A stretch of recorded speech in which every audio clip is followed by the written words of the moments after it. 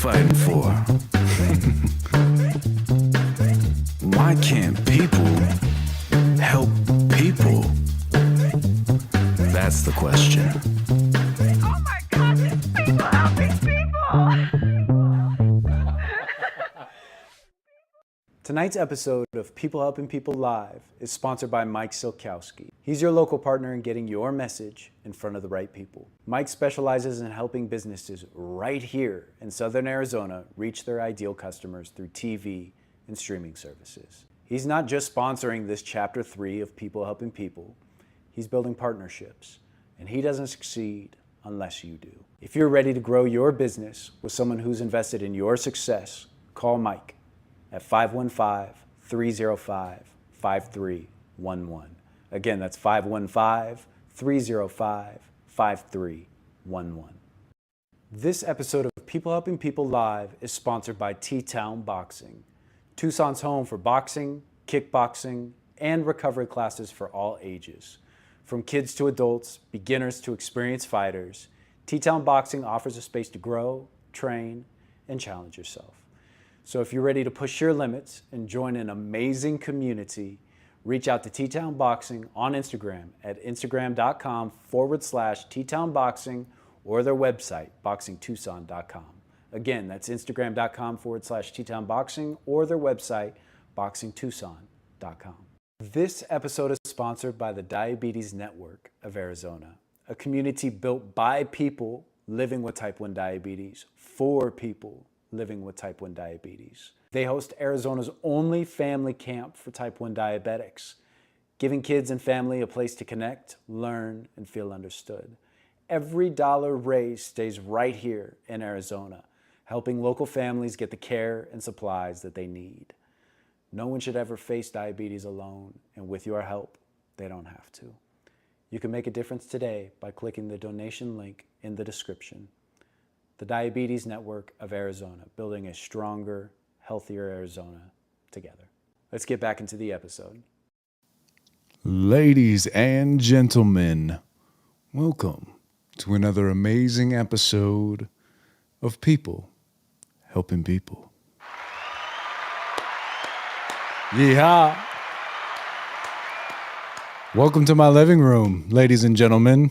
We are in between studios at the moment.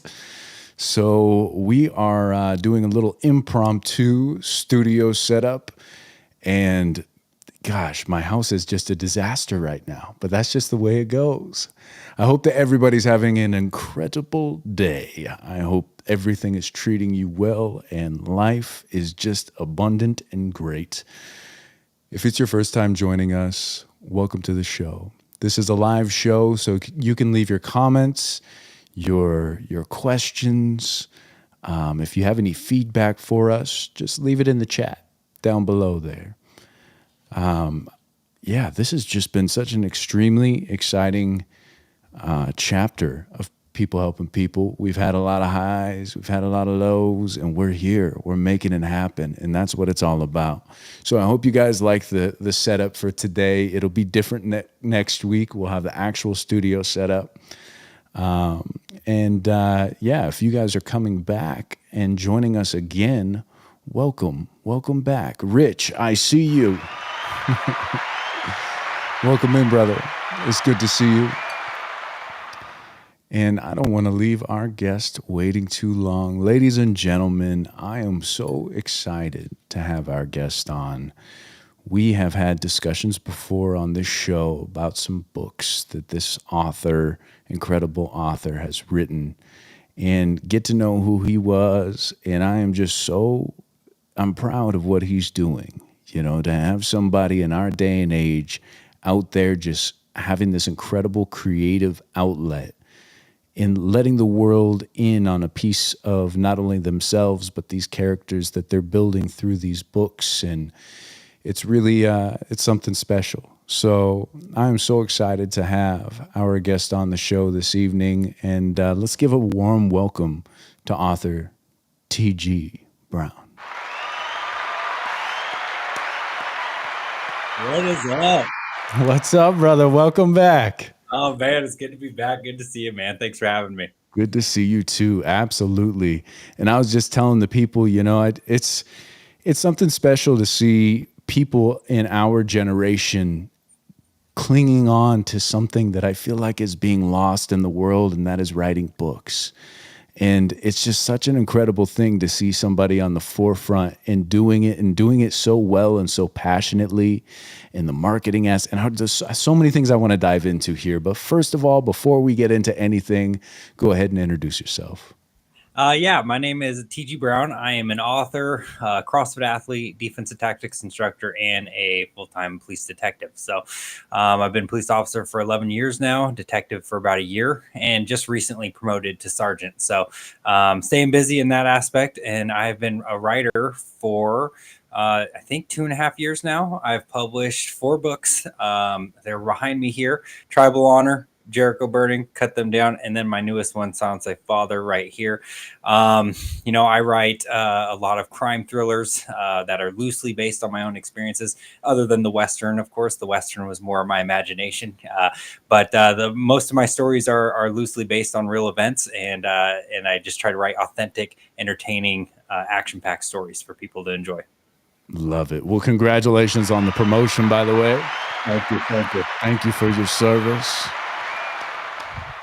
It seems as though a lot of our guests out here that are making an impact in the world and really are making a difference. They wear many hats, and you wear so many hats. It is unreal. I want to dive into the books, and I want to get into knowing your trajectory and from the beginning to now what you've learned. But before we get into all of that, how do you balance all of this? Oh, that's a good question. I'm still learning every day. I don't have all the answers, and I think going into every day of my life and everything that I do, knowing that I don't have all the answers and being humble in that way, and just constantly trying to find the best way to do things and being open to new things and trying new things. I think it's easy to get comfortable in this life because comfortability kind of tricks us into thinking everything's okay. And for me, in my experience personally, that is where I kind of stop accomplishing the things that I want to do, which are my goals and my dreams. And so that's kind of where I found balance. And I think really prioritizing my personal life as well as my professional life, I think that was where I really saw the changes. It's easy to get so wrapped up in your work and the things that you're passionate, your the art of writing and all that. But really, when I figured out how to balance my personal life, because that was a struggle for me, because I always kind of had this guilt that if I wasn't doing something towards one of my goals, I wasn't doing anything at all with my life. And then I realized that was an incredibly selfish thing of me. And I think really being disciplined in my personal life as much as my professional life has helped in integrating the two, has kept me consistent on both fronts. So I'd say that's my that's kind of what I've learned over the years. So Very nice. And with being more consistent with your personal life, like what does that look like? Because I guess I'm asking as well because I've got a lot of things going, and for some to see somebody finding that balance. So I guess man to man, is that like going on more dates, or is that like what does that look like in a relationship while you're balancing that and work and being an author and marketing? yeah, so yeah, I mean, going on dates is one thing. I try to take my wife out if she wants to go out. If she wants to stay in, I try to buy some dinner and bring it in, and just really be intentional with my time. I think so often with creators and people that are in the daily grind of life, it's really easy to come home to those that you love and just tune out. And so I was really bad at that. And I now what I try to do is really block out time in my schedule, where like my step kid, he's in the midst of a soccer season right now. And I just have a goal. I'm going to make 1 or 2 of his games every week, and I'm not going to miss them. No matter what is going on at work, I'm going to find a way to make it to that. And just doing, and then Also, my loved ones are super great to me as well. In return, they've always been great to me. So they've, when I need time to for myself, for example, they're very understanding of that. And I think it just makes it easier for me to want to be more intentional with them and listen to them, and put aside whatever I'm doing to make them feel special. And I think even if it's just 5 minutes of just sitting down and saying, "Hey, like, how are you doing? Like, how, you know?" And my wife and I recently bought us this card game, and it's great. It's a card game that focuses on asking a question to your partner, and it's like these deep questions where you actually have to think and really, and sometimes go down memory lane with your partner and all these things. And so we've been pulling a card every night, sometimes more, sometimes it ends up being more because we start liking the game and it's more fun. So that, just doing stuff like that. And when we're not together, I'll pull out a card, I'll send her the picture of the question, and we'll answer it on a voice memo. Just things like that really, really help my relationship with my wife. And journaling and just reflecting on your relationships with people. I do that a lot. I'll journal, and if somebody does something nice for me, I like to make a note and reflect on that, and just like remember they did that out of the kindness of their heart, and prioritize that relationship, because it's hard to prioritize which relationships are worth your energy and which are not. And so journaling really helps me do that, because I will have something good happen to me, and I'm like, that's somebody I want in my life. I need to reciprocate the feeling that they're making me feel right now.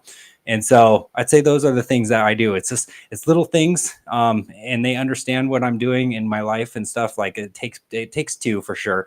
But I think when they see the effort, they are far more understanding and far more supportive of your journey. Therefore, you can continue to grind, and it doesn't feel bogged down. Both lives just start kind of combining. And now, like, my wife's in the marketing stuff with me, and she's part of the writing journey as much as I am. And so I just think it just kind of integrates. You just find ways to be together, and whatever that is, you do it. So Yeah, thank you for sharing that. And I yeah. I see that. I see that, your wife takes that role, the marketing role as well. And you Mhm. guys are working in tandem. And it's so exciting, because we're here supporting. And it's exciting to see other people flourish in that type of relationship, and in with having that same trajectory and that same thought process, and putting things together. Like, that is an exciting thing. And Yeah. I sit here, and as the people know, Kayla is my right hand girl, and she's the same thing. We're working with each other on the social media aspects, and so it's cool to see other people winning and doing the same thing. So my hat's off to you, man. It's great. Yeah. Thank you. Likewise. Likewise. I love seeing you and Kayla do your thing. It's awesome. It's so fun. Yeah, it's so fun. And I want to talk about when you guys first started working together as a team and really pushing, because social media itself is a full-time job. Yeah. And I'm sure writing a book and editing the book and working on the publication and all of these other aspects of everything that you do, and then you have your job as well. How did you guys find the lane in which one another is going to be working in? We just kind of stepped into the roles. I think I came to her early on and told her I wanted to publish books, and she was just supportive of that. She's always supportive of pretty much everything. She's just really good like that. And so when I started publishing the books, she started kind of taking an interest in just like what the marketing landscape was like. And actually, at first, she just kind of was studying it and not really. She was supporting me and like buying my books and telling our friends about the books, but not on the grand scale she's doing now. She was just kind of like reading about how authors would publish their books and then like not sell them. You'd put in all that work, and she kind of just thought that wasn't fair to authors, because she kind of saw my daily grind day in, day out, right? And then she was like, that's not fair. And so she kind of took it upon herself. And then I saw her doing that, and I would have been an idiot to say, no, don't do that, because she loved doing it. And then also it just propelled the books as well. And so she stepped into that role. And I think with my wife, she is so intelligent that when I see her doing stuff, she does it to in a very elite level. And to me, I'm just like, okay, like I'm gonna listen, and I trust that where she's going is gonna be somewhere good, because history's taught me that's what happens. So that's really what happened. I was passionate about storytelling forever since we started dating, even before that. And then she just kind of got into the marketing and started researching things, and then she started seeing other people do certain things, and she kind of thought, hey, I can do that, I can do that. Maybe I can improve upon that. And that's where it started, and now it's blossomed into this. And I think we've sold about 800 plus books out of our bookstore now. And Wow. so You're yeah. one of those. Yeah. So Congratulations. yeah, no, I mean, that the bookstore is all her. She packages them up and puts her heart and soul into it. Great. Gosh, that is really incredible. And you have just released your fourth book. Your Yeah. first book, Tribal Honor. Then you had Jericho Burning. Then you had Cut Them Down, the Western thriller. And a lot of those three books, like you said, the first two were more so integrating a lot of your personal experiences and things like that into these characters and developing them based on the things that you had been through. And Cut Them Down for you was this kind of just letting your imagination run wild, so cool with your history in westerns and being completely engulfed in this Western world in your head from you had that instilled at a very young age, Mhm. and you just came out with Silence Thy Father. Yep. Yeah. This one right here. Let's talk about Silence Thy Father. Yeah. So Silence Thy Father is about twin Native American brothers, Motto and Anakin. We actually met them in my first book, Tribal Honor. So it's a prequel to Tribal Honor. And it's about how these two brothers ended up in the life of crime. So they're on the opposite end of the spectrum with my main character, Warren Lawson, in Tribal Honor Jericho Burning. He's a police officer, right? And he crosses paths with these two brothers. And these two brothers ended up being fan favorites of people. People really identified with the two brothers.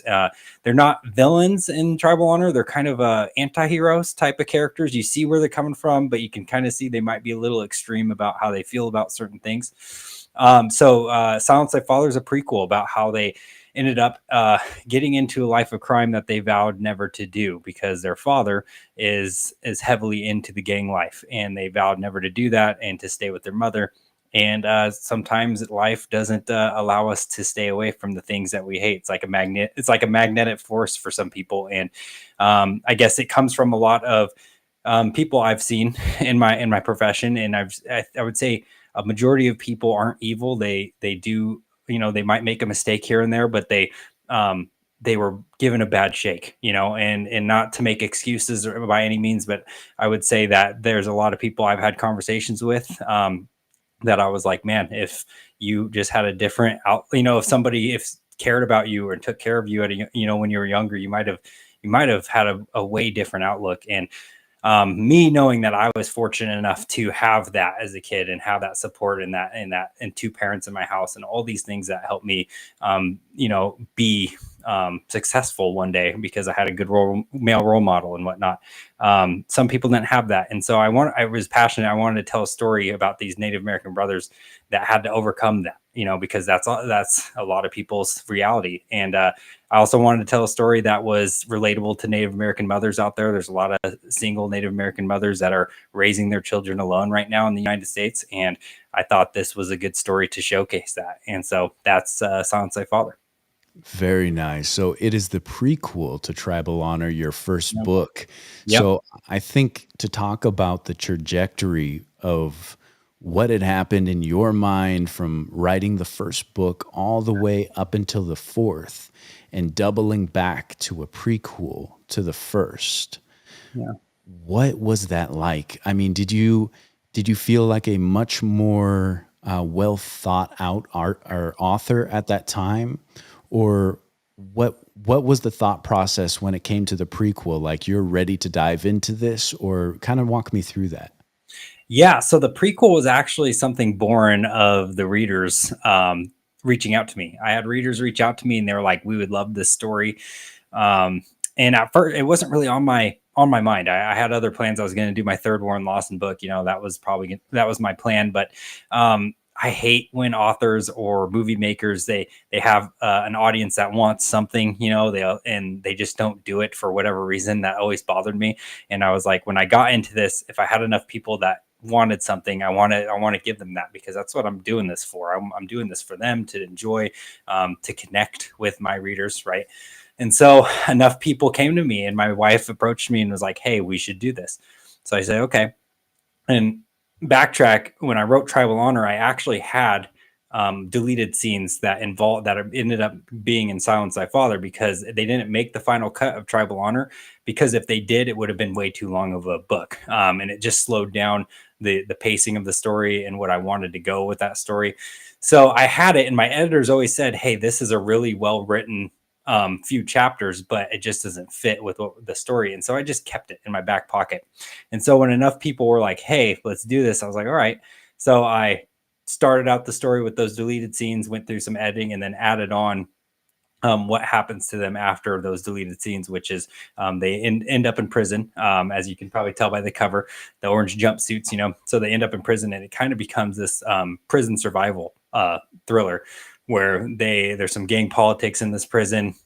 They're trying to adamantly not join up with a gang, but they're realizing that might be their only choice to survive, and things like that. And so that really just enticed me, and that just kind of like real need to survive in an animalistic world like that was just such a interesting thing for me to explore. And so I also wanted to explore native spiritual things. And so these brothers are brought up in that kind of culture, and experiencing and really showcasing that in my characters. So yeah, that was kind of where my head was at. If enough readers wanted it, and I said I'm gonna give it to them. It's kind of how it went, and then the story flowed so naturally.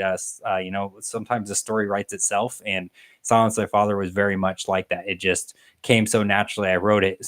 I mean, I want to say I wrote it in a week. I mean, at least the first draft, it was just, I was typing all day and night, and I just couldn't stop, because I was into my own story. And that's when you got something special. And so that's how we did it. And like I said, being adaptable, and not being stuck and saying, "Hey, I have a plan." It was kind of like, well, let's do it. And so far it's paying off, because it was our biggest launch in our bookshop to date, the most sales. So a lot of people are buying it, and we're happy about it, and we're hoping that people are enjoying it. So Yeah. I mean, you're really building a brand with everything that you're doing. And it's yeah. really incredible to see and hear somebody say that the book pretty much wrote itself, right? Obviously, you're sitting there and you're putting in all the time, but to be in that flow state. And that kind of answers my question. I was going to ask you about if there was a certain chapter or section in the book that was just so stinking exhilarating that you just were. I know musically sometimes, I'll preface this by saying musically sometimes I'll hit a harmony or something that is just like over the top. Like I can't get enough. I just want to hear that one little spot over and over and over again. And so I'm curious if there was a chapter in that book that you just couldn't wait to have somebody read, or just excited you so much. Yeah. No, there's a couple chapters. I know exactly what you mean. I think writing and music kind of go hand in hand sometimes. And but yeah, there's a scene with my main character Anakin and his mother. They have a conversation a little over halfway in the book, and that was just something I was excited to show, because it really shows the heart of Anakin. And there's a theme in the book that's touched on in that scene, is that boys and men will always need their mothers in some shape or form. They will always need that mother, and so that was something I wanted to show, because there's some tough, action, and these are big tough guys, and then when they're with their mom, they kind of let that guard down. And so that was a scene I really enjoyed writing. That I love writing dialogue that's so meaningful like that. And then of course the finale of the book. Definitely. I love writing big action packed spectacles at the end of my book that and that just are you don't know what's going to happen. And I love those are my favorite. That's the big fireworks show, right? At the end of the big fireworks are blowing up everywhere, right? That's what I'm doing in my finales of pretty much all my books. And so anytime I write a finale of an action thriller, I'm always pumped about that. So Nice, nice. I love it, man. It sounds so exciting to be in that zone, and I hope that more people in the world can find something to really focus on and get in that flow state, because I feel like it is a very unique feeling that very few get to enjoy, that flow state where there is no such thing as time. And then all of a sudden you look over and you've written X amount of chapters and it's been, 6 hours. And it's yeah. just like, it just totally just enveloped, just involved in your book. That's incredible. I would like to talk about the lessons you've learned from the first book until now, because you've had this crazy arc of the first one, the setting it off to editors, the publishing, the marketing. So, what are some of the lessons on the writing aspect that you've learned from the first book until now? Yeah, good question. I would say that I've learned how to make my stories as efficiently told as humanly possible, and that's where I've progressed as an author. I think that when you first started writing a book, you really feel the need to over explain scenes or things or scenery and whatnot, and you don't realize how much that can slow a story down. And my editors have really helped me see that through the editing process. Like, hey, you don't need that. And then I listen to them. Like, I'll take out that sentence or paragraph or whatever, and I read it, and I'm like, wow, that flows so much better. And so I'd say the flows of my stories, and really each word has meaning. Each word is leading somewhere, and just having that mindset as I'm telling a story, and having no wasted time in the story. That's where I've gotten better, because I think sometimes you can read and learn from other authors, but then you also learn not maybe some things that don't work for you. Like some authors do spend too much time on certain things, and I was like, oh yeah, no, it's better this way. And then the responses of people, as they've read my books come along, are enjoying it more and more. And that's the goal. Is I want each book to top the other, right? I want every time you pick up a book to be like, man, it's better than the last, and so forth. Because again, you're building a brand, right? You want them to know every time there's a book by TG Brown that it's going to enthrall them. It's going to be good, right? So yeah, I'd say that's what I've learned the most from the first book to this most recent one. Very nice. Yeah, it is really incredible to hear and see that in somebody who is nonstop. I mean, to put out 4 books in 2.5 years just seems so. It's such a feat in life. That is that's such an incredible thing. I don't know anybody that's written that many books to begin with, but the people that I do know that have written books, it's usually been years and years of just one thing. And maybe if somebody is out there and they're wanting to write a book, or they have written a book, what words of advice would you have for them? They have or are wanting to write a book. I mean, I was actually just having a conversation with somebody the other day at work about this, and my belief is that all of us have a book within us, because since the beginning of time, since we sat around the campfire, we told stories. There's people we enjoy hearing stories, we enjoy telling stories, and so I always tell people that you have a story within you. It's a very primitive thing, and if you find a way to embrace that primitive aspect of you and get over the fears, right? Because there's always that fear that people have. I had it for sure for a long time, and then I finally just started thinking about that. I started thinking because I am part Native American, and so I would think about how Native elders would sit around the campfire and talk about stories, and I'm like, man, we did that for a year. I was like, we want this. Like, there's somebody out there that wants to hear your story, and so when I looked at it like that, that really turned a corner for me, and I've always carried that with me from the first book to now. and hopefully to the end of my writing career. So I that would be my advice is like it's within you. It's just simmering in there. You just gotta unleash that thing and let it flow, like let it out there. Just start And writing. Yeah. yeah, start writing, and that's and being okay with a crappy first draft, because your first draft is not going out there. You get to refine and recomb that that first draft until it's exactly the way you want it. And so, excuse me, and then take all the time you need with that first book. Right, you don't have a deadline. Right, it can come out 10 years from now. If you want to sit there and edit that thing until 10 years from now, go ahead and make it exactly the way you want, because your name's on it and it's on there forever. And that's something special, something to take pride in. Absolutely. And if somebody's writing that book now, that book is finished. Where do they go from there? Yeah. Well, I'd say finding a good editor if they haven't already. But and then Do you have trying advice for that? Yeah, so I go through Stacy Smekoski. I always mess up her name, but her business is called Edits by Stacy, and she runs a great business. She's been my editor for years, and she is great. I have used her for all my books, and she's just very detail oriented, very unbiased with her editing. It's just like she has a very neutral approach, and that's what you need as an author.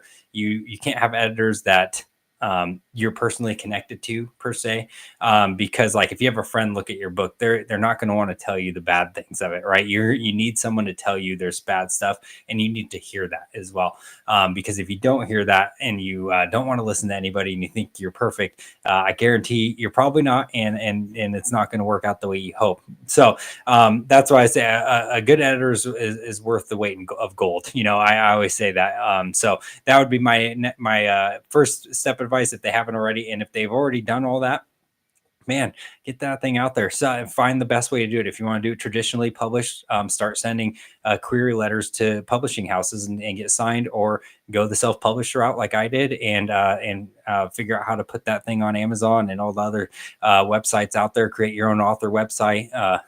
Get an awesome partner that does marketing for you. All that stuff. So.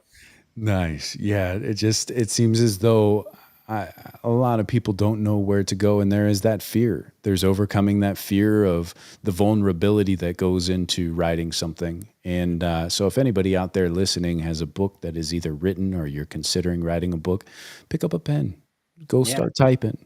Yeah. And oh, sorry to cut you off. But Edits by Stacy, she also provides a service to teach you how to navigate the publishing, self-publishing. So it is super complicated trying to figure out how to format your book and do all the things on Amazon so you do it just right and it looks professional. She actually offers a class that helps you do it, or you can pay her to do it for you as well. So she actually walks you through it, teaches you how to do it, and you can figure out how to do it that way. And that is super helpful. I would recommend that. I mean, do not try to go at it just Google searching it. I mean, that is a good way to talk yourself out of it. So I would recommend hiring a professional, having them help you, because once they teach you, you can start doing it on your own for the rest of your books and doing it the right way. The goal is to make your book look like it's a publishing house book, and that's what we try to do with all our books. Is that it setting our book apart from the masses, and that's essentially what big publishing houses do. And that all starts with putting your heart and soul into every publication that you have. So anyways, that's my little tidbit there. Sorry, I keep ranting. I love that. Thank you. Yeah. I mean, these nuggets are why we do this.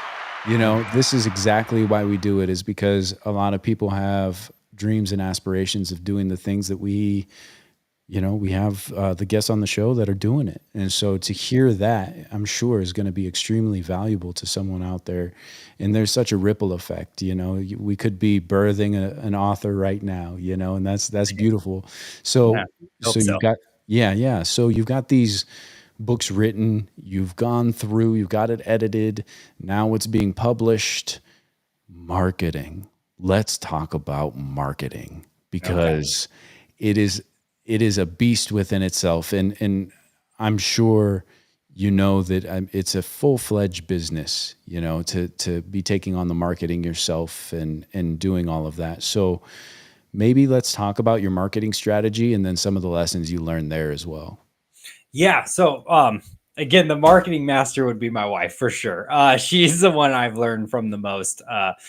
But we know for our business in the book, what we do specifically for us, what we've learned, we've really figured out what ads and stuff work and what ads have the most bang for their buck, right? Because you have to pay for ads a lot, and really understanding what ads are going to work and transfer into sales. And so, What um, ads work?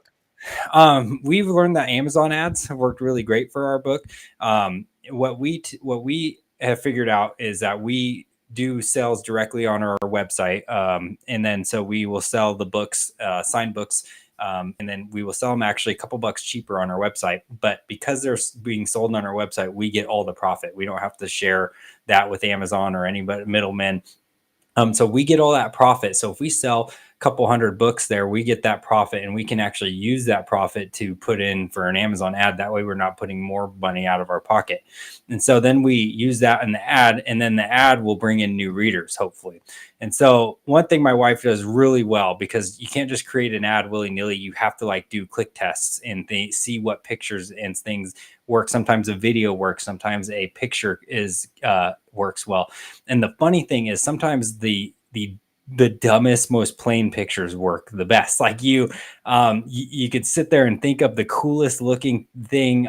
We actually did like an awesome full length feature trailer for my Western, and I thought that was going to be awesome. It ended up not. It was like it got tons of views, but no sales, because I think people thought it was a movie, right?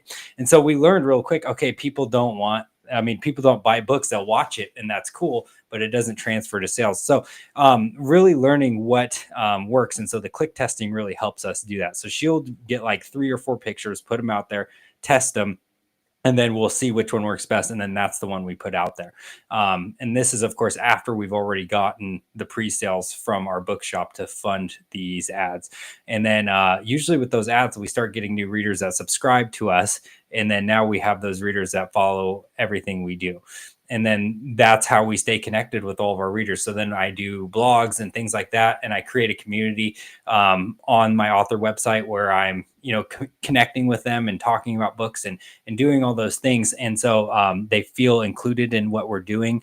And so just really making it feel like home to all of them, because that's ultimately what we wanted to do from the start. And so yeah, and then I don't know, outside of that, that would probably be, and then just using social media wisely. Social media can be annoying, because sometimes, you put it out there, you put something out there, and then nobody sees it, and just not getting discouraged with that. I think for me, I post every 2 days, every 1 to 2 days is typically what I try to do, and that keeps the algorithm kind of working in your favor and keeps people rolling into your page, and their way you get some followers.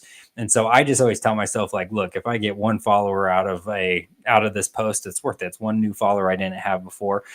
So I will schedule posts, because sometimes I'm busy. And so I always have like planned posts that I'm going to do throughout the week, sometimes, to just kind of keep that ball rolling and not really let go. Cause that can be really easy to be like, am I getting anywhere there on social media? And it's easy to quit, and it's easy to be like, no, I'm not doing that. But I'm too stubborn. I'm like, no, I'm just gonna keep posting. So I'd say, yeah, using social media does help. It can be a little it can be hard, because sometimes they'll shadow ban you, and then you have and for no reason sometimes, and so that gets frustrating. And again, it's just, anything good, you're gonna have barriers to overcome. So I just look at it like that. I'm like, okay, cool, good. I always say good when I see have a barrier. I'm like, good, let's do this. I have another thing to get over, and that's just going to make me stronger. And so yeah, I'd say those are the strategies that we use typically. And again, just constantly learning. We take my wife takes classes and then passes that on to me. She takes these like long classes. I don't even know how she does it, because my ADHD, I'm running all over the place. I can't sit for as long as she does. But yeah, just constantly learning. Edits by Stacy as well. She also offers marketing classes. So we've taken those classes, read them front and back, and really learned a lot from her. So Oh, my wife just popped in and told me Nicholas Eric is one that she learned from as well. Thanks, Uh, wife. We yeah, appreciate you. yeah. She just like cracked open the door.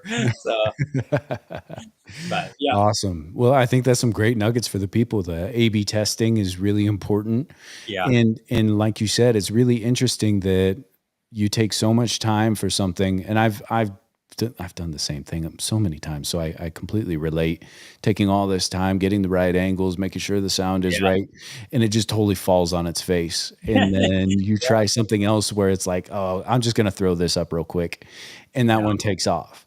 And so, yeah, I think that that's really valuable. And the thing is, I think quantity is good. And so for you having that scheduled out like every other day, I mean, my news feed is TG Brown. Like you're at that every other day. It just seems like it's every day, all day long. So yeah. whatever No, you're it's like doing is working. yeah, it's kind of like that product placement theory, right? Is that you get that product in the eye enough. It's I think they one person told me that if you're not annoying your friends with your book, you're not doing it right, and that's the thing is like the people that know you, yeah, they know about your book, but the goal is to reach past that and to reach more people. And to do that, you just got to keep going forward. And like you said, sometimes I do the same thing, man. I'll be like, man, this is gonna be such a good post. This is gonna be such a funny video, and then nothing. And I'm like, oh, okay, well, I guess I'll f myself. But but no, it is what it is. It's just the world's a funny place sometimes. Yeah, yeah, I love that you said that though, is like annoy them with whatever your art or craft is. And Kayla and I, we were talking about the same thing via TikTok or Instagram.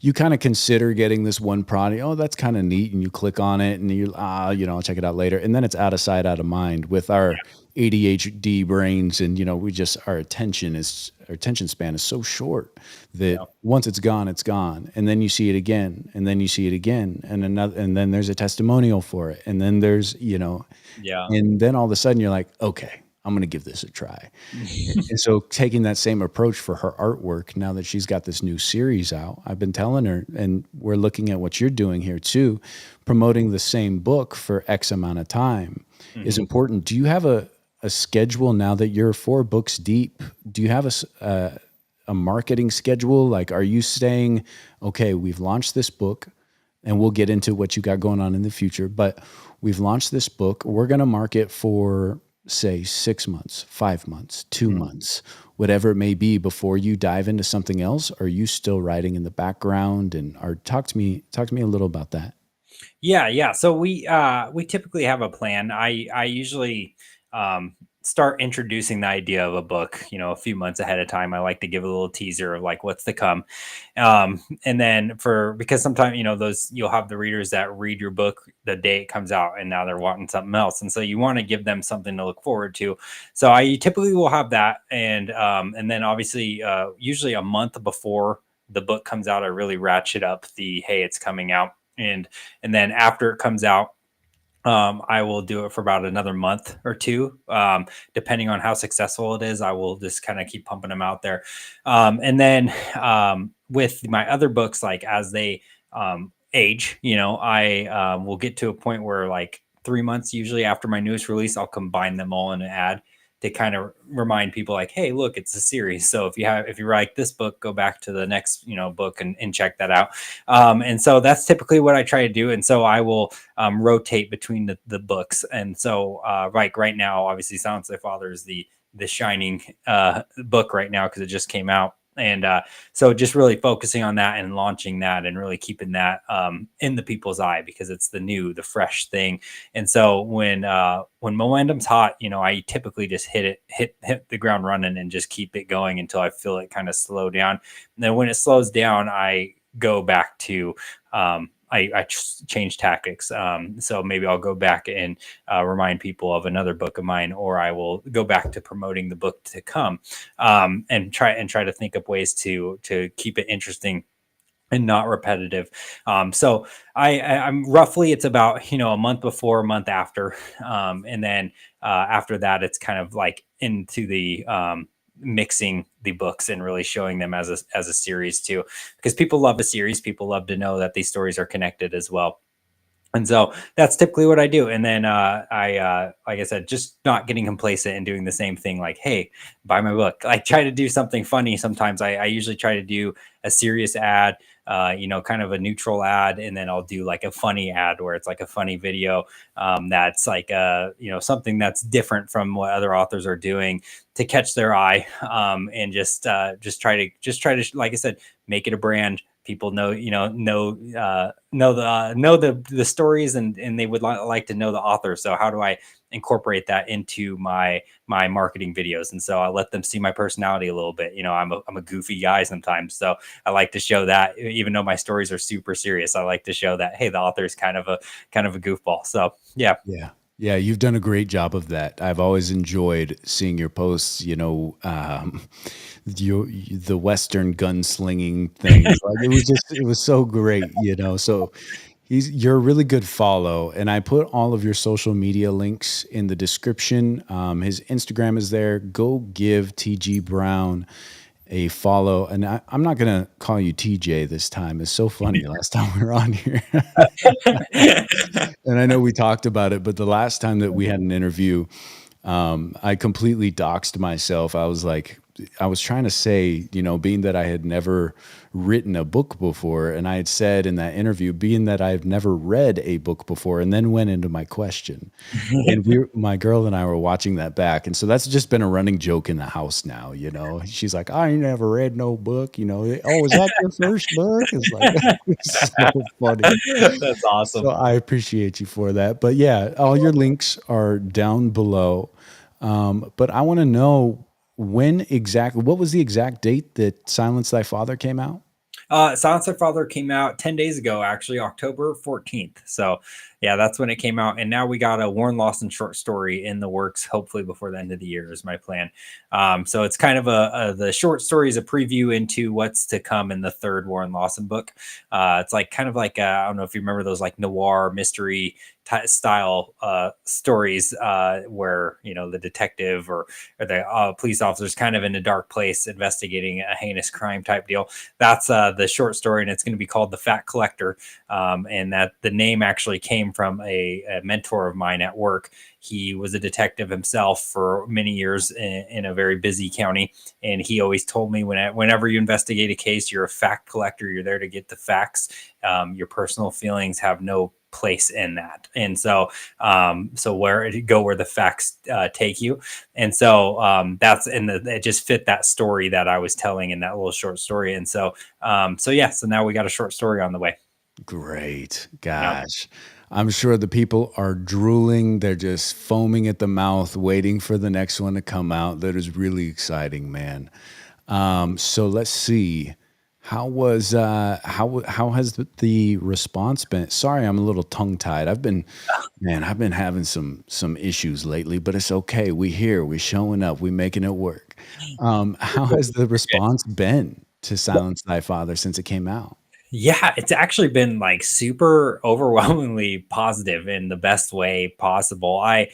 I'm gonna have to do more with these two characters, I think, because there's just too many people that like the story. So I'm, like I said, the way that the reviews that are coming in on Amazon and Goodreads, it's got a 5-star rating. And I think Goodreads has like 25 ratings on there, and it's all 5-star. It's super rare that the first 25 ratings are all 5 stars. So it's a great start. And like I said, I'm gonna have to do more. I have plans to connect Warren with Anakin later on in kind of like a story. This is way down the road, but I've always wanted to tell a crime story similar to the movie Heat. I don't know if you've seen Heat with Robert De Niro and Al Pacino back in the day. Epic movie, great movie, one of my favorites of all time. And I kind of wanted to do my version of that with these characters that you've grown to love and enjoy, and do it in that kind of an epic crime scale storytelling. So that's my plan down the road. And so if Anakin and Motto take off in these prequel stories, that just adds to the lore, adds to the world even more. And so it's like I said, it's a blessing. It's a good problem to have, is that if people want more of something and we got to give it to them, that's why I'm doing it. So I want more of that. If people demand it, I love that. Keep demanding it, because I'm gonna deliver. The people's champ, ladies and gentlemen, T.G. Brown. I love it, man. Well, I want to say I really appreciate you stepping onto the show and giving us a little bit of a behind the curtains look at what it means to be an author, and sharing these incredible stories of yours with the world. And, you know, you're building a brand, you're doing an incredible job at it. And if there's anything that we here at People Helping People can help you with, you let us know. Either have you on the show to promote something or just sit down and have a conversation. We're here for you. But before we let you go, is there anything you'd like to leave with the audience? Just thank you, guys. Thank you for all the support. I love what you're doing. I tell people all the time about how what you're doing for the people. I love seeing it all the time. Keep at it, man. I know the grind's tough sometimes, and just know that all of us are watching you, and we're very proud of how far you've come with this platform that you're building here. So keep going. I love watching the podcast as much as being on it. So thank you for having me on, and here's to many more good days ahead. Absolutely. And ladies and gentlemen, I left all the links for TG Brown down below. Go to his website if you're going to be purchasing his links. Follow his Instagram. Just check him out. It's super entertaining. It's fun. If you want to get some insight on marketing, say you're not an author, but just want to see some fun, interesting, cool ideas on how to market yourself, he's your guy. Ladies and gentlemen, author TG Brown. Thank you, brother. No problem. Yeah. Gosh, what a great interview. I love having TG on the show here. I'm not going to call him TJ. I just keep trying to, I'm catching myself prior to getting there. TG Brown. So great to have him on the show. And yeah, go to his website, order his books. Gosh dang it. What are you guys doing? Go order his books. It's so neat. So fun. Well, I appreciate everybody being here for this episode of People Helping People. And let's see. Rich says, great interview. Thank you for sharing your experience. Sorry, Rich, I'm real late to that comment. He's still, he's in the background right now, so I'm sure he heard. Yeah, that was really great. But yeah, I want to give you guys a quick little life update because a couple episodes ago, I was letting you know that I was probably going to go to the hospital for my Crohn's disease, and my blood sugars have been all over the place. But I have been eating nothing but over medium eggs for almost a week now. I'm down about 10 pounds because of it. So again, you guys are going to see me lose a lot of weight within the next week or so while I try and heal my gut and not have to resort to going on immunosuppressants again. So, but we're making things work. And then also, I mean, this is not our studio. This is my living room. So we are setting the new studio up in the house. It is no longer going to be in our dining room. We're just moving around the house, really. We're just leapfrogging all over the place. But I'm looking forward to bringing you guys a new little visual and, you know, hopefully just making things easier on the setup and tear down of what this studio takes to make it work every single day. So I want it to be, you know, switchable. Walk in, hit a switch, and we are live. So in any event, I'm doing much better. And I'm just excited for where People Helping People is going. If anybody out there knows of any good nonprofits that we can go, sorry guys, okay. Yeah, if anybody knows of any good nonprofits that we can go and volunteer at, I would like to show you guys some places here in Tucson, Arizona to get involved in. So that is on the radar for People Helping People, to go volunteer and show you guys if that nonprofit calls to you, places that you can go get involved in the community. As we continue to grow and do what we're doing here, there's going to be a lot more things like events, things like fundraising for specific charities. And we got a lot on the horizon. A lot is happening in the background, but my health has to come first. So a lot of that has been on the back burner. So we're trying to get things fixed up, and I want to be the best for you that I can possibly be. So in any event, I love you guys. Thank you so much for tuning in to this episode of People Helping People. And we'll catch y'all on the next one. Deuces.